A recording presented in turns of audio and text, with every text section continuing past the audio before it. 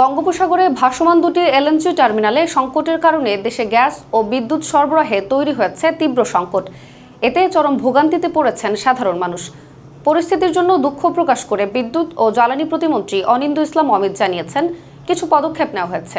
এর ফলে 24 ঘন্টার মধ্যে বিদ্যুৎ পরিস্থিতির কিছুটা উন্নতি হতে পারে। তবে গ্যাস ও বিদ্যুতের সংকট পুরোপুরি কাটবে তা নির্দিষ্ট করে বলতে পারেননি তিনি। দেশে প্রতিদিন প্রায় 380 কোটি ঘনফুট গ্যাসের চাহিদার বিপরীতে সরবরাহ হচ্ছে প্রায় 270 কোটি ঘনফুট।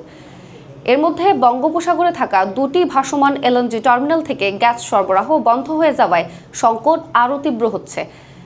এক্সিলারেট এনার্জি টার্মিনালে দুর্ঘটনা ও সামিট টার্মিনালে বৈরী আবহাওয়ার কারণে কার্গো খালাস সম্ভব না হওয়ায় প্রতিদিন প্রায় 85 থেকে 90 কোটি ঘনফুট গ্যাস সরবরাহ কমে গেছে।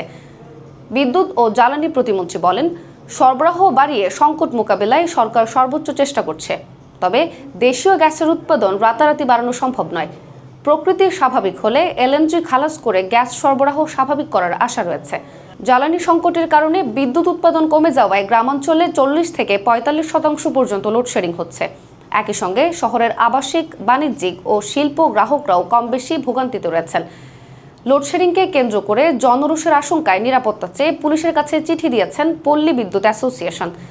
তীব্র জনভোগান্তির কথা স্বীকার করে প্রতিমন্ত্রী বলেন, পরিস্থিতির জন্য সরকার জনগণের কাছে দুঃখিত।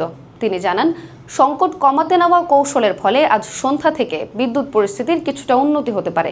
তবে গ্যাস ও বিদ্যুতের সংকট পুরোপুরি কবে কাটবে সে বিষয়ে নির্দিষ্ট কোনো সময়সীমা দিতে পারেননি তিনি।